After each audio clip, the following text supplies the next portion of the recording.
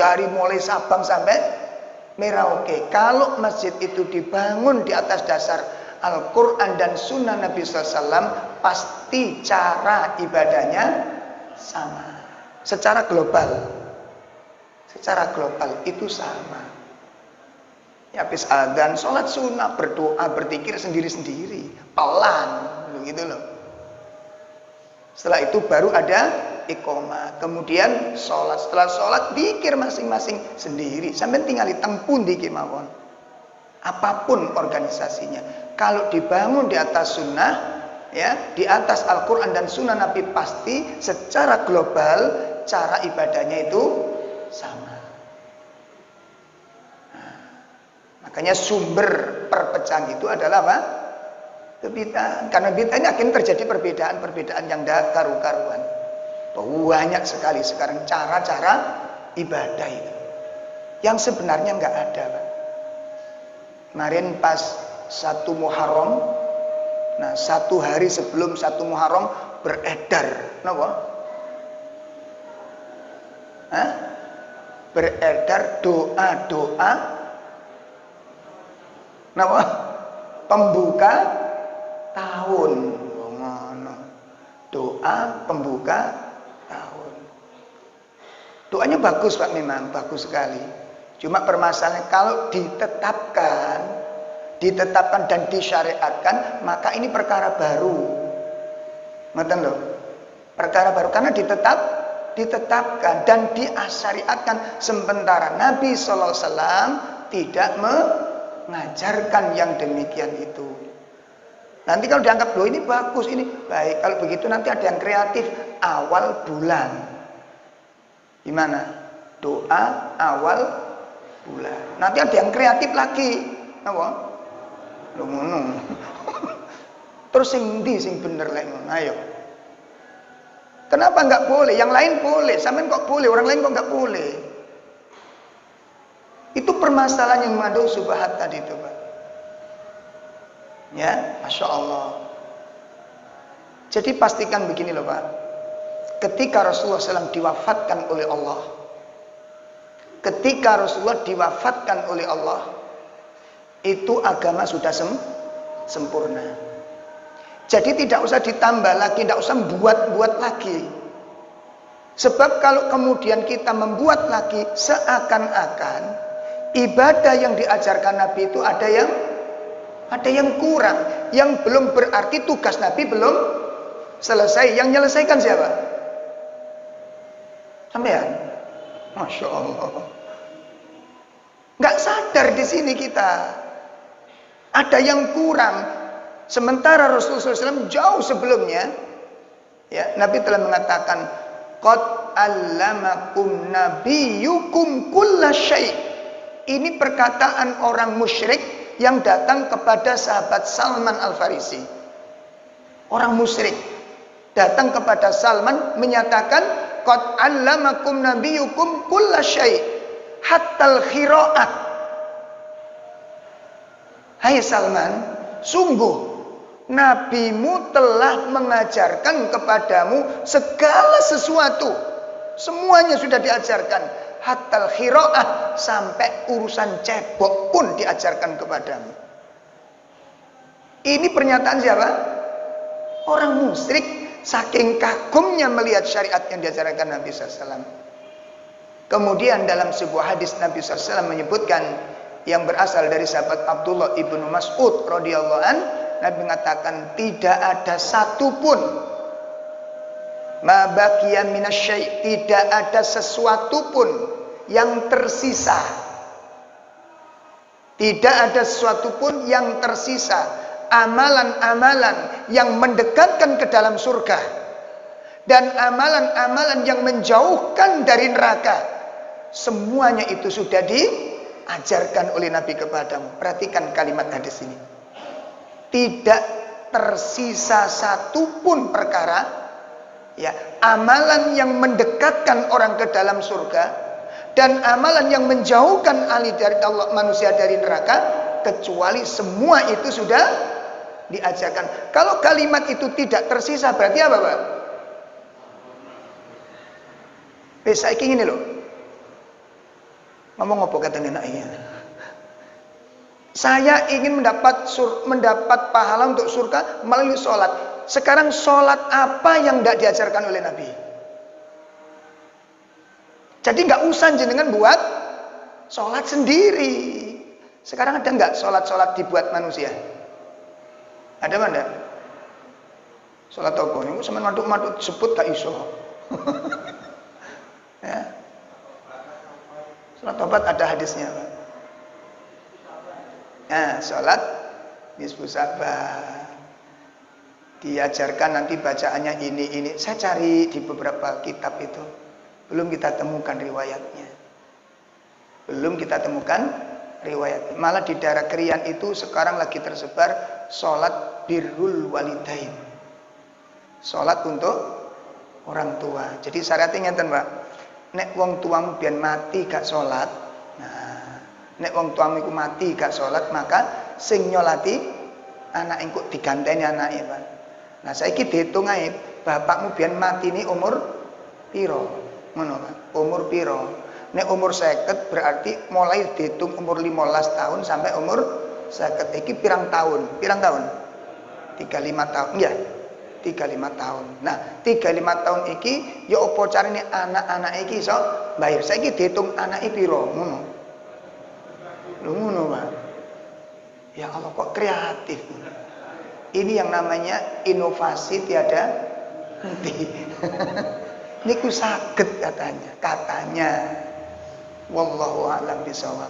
Kami belum menemukan hal-hal yang demikian itu di dalam syariat Nabi sallallahu alaihi wasallam. Lho ngeten iki nek mboten diterangaken melenceng nanti kita. Mboten melenceng karena kita telah membuat syariat sendiri yang tidak disyariatkan oleh Nabi sallallahu alaihi wasallam. Sehingga tidak kita sadari kita telah membuat tandingan. Cara yang diajarkan oleh Nabi dengan cara kita beda. Sing delok-elek. Nah, ini harus ketemu dua jalan ini loh. Satu cara Nabi, dua cara orang sekarang. Ya, mana yang berhak untuk diikuti? Maka disinilah perlu penjelasan apa itu yang dimaksud dengan sirotol mustaqim. Tapi kena dijelasno, iso ndadekno. Lagi mboten perkara, mboten lho. Akhirnya kebalik, Pak. Kita yang dituduh memecah belah umat. Kebalik semuanya. Masya Allah. Pun ini yang ketiga. Jadi yang dimaksud siratal mustaqim itu adalah thariqatun Nabi sallallahu alaihi wasallam. Yang keempat termasuk siratal mustaqim itu adalah jalan kehidupannya para sahabat radhiyallahu anhum ajma'in. Ya, jalan yang telah ditempuh oleh para sahabat radhiyallahu anhum ajma'in. Hal ini sebagaimana dijelaskan oleh Allah Subhanahu wa taala. Ya.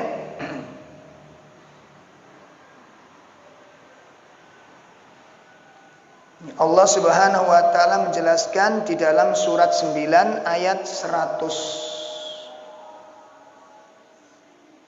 والسابقون الأولون من المهاجرين والأنصار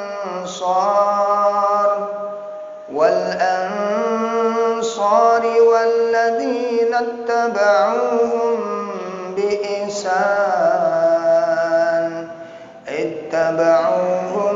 بإحسان رضي الله عنهم ورضوا عنه وأعد لهم جنات تجري تحتها الأنهار خالدين فيها أبدا ذلك الفوز العظيم. Orang-orang yang terdahulu yang pertama-tama masuk Islam dari Muhajirin dan Ansor dan orang-orang yang mengikuti mereka dengan baik. Allah ridho pada mereka dan mereka pun ridho padanya, dan Allah menyediakan bagi mereka surga yang mengalir sungai-sungai di bawahnya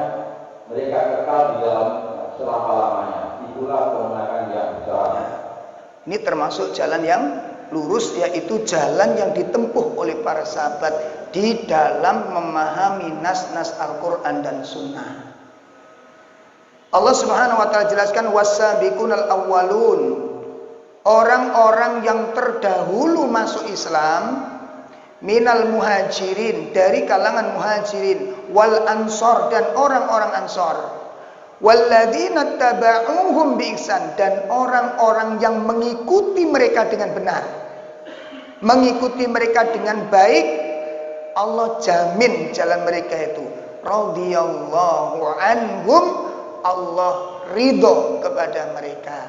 Ini menunjukkan bahwa cara beragamanya para sahabat mendapatkan bagian dari keridhaan Allah Subhanahu wa ta'ala. Kembali kepada surat Al-An'am 153. Nah, ini yang disebut dengan siratal mustaqim. Nah, kalau di situ kan disebutkan ada 4 macam. Ini bukan berarti jalan yang benar itu ada 4, ini bukan. Yang pertama tadi apa? Islam. Yang kedua, Al-Quran. Yang ketiga, Sunnah Nabi. Yang keempat, jalan para sahabat. 4 hal ini satu kesatuan. Bukan berjalan sendiri-sendiri, Islam jalan sendiri, Quran jalan. Bukan begitu. 4 ini satu kesatuan yang tidak dipisahkan antara yang satu dengan yang lain. Sekarang begini, Islam itu jalan yang lurus. Bisa nggak kita jalankan Islam tanpa Al-Quran? Dalam? Nggak bisa. Bagaimana orang berislam tanpa Quran? Islam itu kerangka, Pak. Islam itu kerangka. Ruhnya itu Al-Quran. Yang menggerakkan Islam itu Quran. Islam tidak akan bisa berbuat. Contoh sekarang begini, ada orang mu'alaf masuk Islam tapi punya statement, ya, punya statement, saya mau masuk Islam tapi saya nggak mau dengan Al-Quran. Kira-kira habis masuk Islam ngapain? Hah? Habis masuk Islam terus ngapain?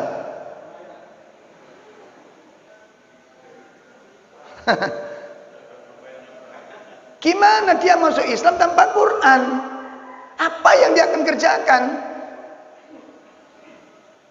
Ini, jadi yang pertama, Islam nggak bisa Islam dilaksanakan tanpa Al-Quran. Al-Quran tidak bisa diterjemahkan, tidak bisa dilaksanakan tanpa sunnah. Jelas ini? Nggak bisa dijalankan tanpa sunnah. Quran itu global. Rinciannya nanti dijelaskan di dalam sunnah. Perintah sholat ada. Sholatnya ada berapa? Di dalam Quran tidak jelaskan. Isya, subuh, dhuhr, nggak ada dalam Quran. Yang ada di dalam sunnah. Rukuk, bagaimana cara rukuk? Sujud, ada perintah sujud, tapi bagaimana cara sujud? Doa sujud itu tidak ada di dalam Al-Quran. Ya, yang ada di dalam sunnah. Makanya kemarin ada satu gerakan namanya Revolusi Al-Quran. Pencetusnya dari Waru sana, Pak, penulis kitabnya ini. Dulu sempat ngaji di Anur, oleh teman-teman diberhentikan karena menolak sunnah. Jadi sunnah itu diterima, yang dicocoki, dikaji, kalau enggak. Ya, gerakan Revolusi Quran. Jadi Quran saja yang dibahas, sunnah enggak pernah dibahas. Nah, itu kemudian dikatakan ingkarus sunnah. Enggak mau menerima sunnah. Nah, kalau orang enggak mau menerima sunnah, entenono matine, ngurusnya piye? Benar. Kenapa? Karena di dalam Al-Quran tidak ada perawatan jenazah. Piye? Ditusi, apa dikeramasi, apa digosok, apa disemprot aja. Terus dibuntel kain kafan, apa dibuntel godong. Cek kayak botokan. Terus nguburnya nanti ditudurkan, apa diberdirikan, pengiritan tanah. Gak ada. Ada satu peristiwa di Bogor, ya, beberapa tahun yang lampau. Jadi jenengan masih ingat Ustadz Didin Hafiduddin itu yang dulu sempat dicalonkan presiden oleh teman-teman PKS.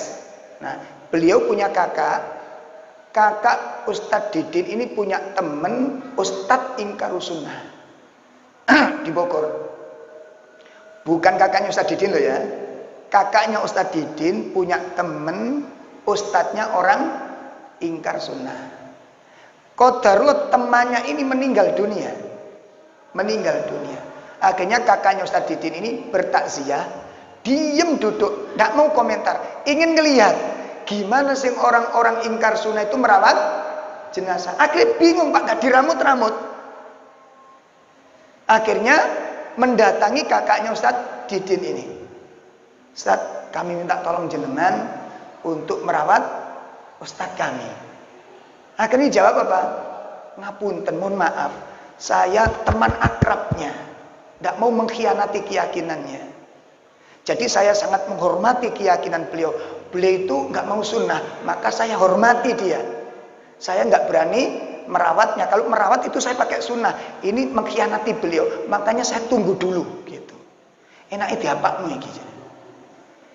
Bingung akhirnya. Sampai pada akhirnya mereka serta-merta minta nasihat dan disepakati dirawat secara sunnah. Baru ngeh bahwa Islam tidak bisa dijalankan hanya dengan Quran saja, tanpa dengan sunnah. Ini makanya kula mbek sampean kedah semangat Pak untuk mengkaji Quran, mengkaji sunnah, plus tentang subhat-subhat orang-orang yang menolak Al-Quran maupun menolak sunnah. Sekarang ini bertumbuh di mana-mana, kadernya cerdas-cerdasnya luar biasa. Nah ini kalau mbak sampean nggak diimbangi dengan belajar serius, memet Pak, ngerti memetnya nih? Nama metel. Orang-orang yang masuk galingan jil itu orang cerdas-cerdas Pak, gitu loh. Cerdas. Makanya saking cerdas sampai Quran pun dibantah. Itu saking apa nih? Saking cerdas.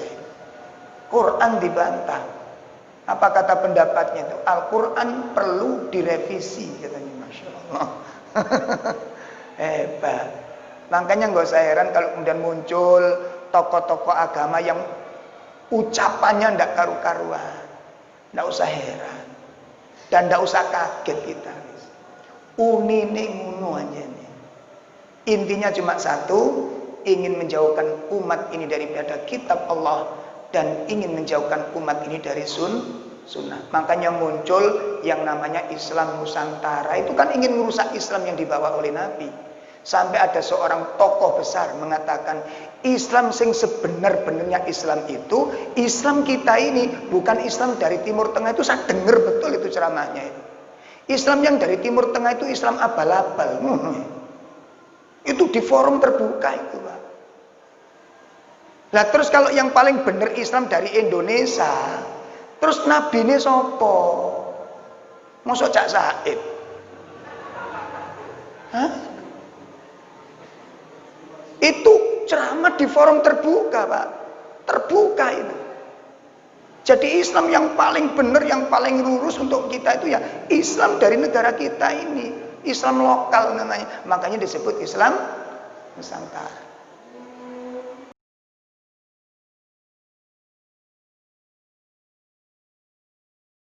Yang saya kasihan itu tetangga kanan kiri kita ini. Wis gak tahu ngaji, yo gak tahu kenal Quran, mantuk begitu. Mantep. Wakilnya kita ini mendapat julukan-julukan yang buruk-buruk sekali. Dan ini kalau dibiarkan, tenggelam umat ini dalam ketidaktahuannya. Dan harus dibantah, harus dijelaskan secara ilmiah.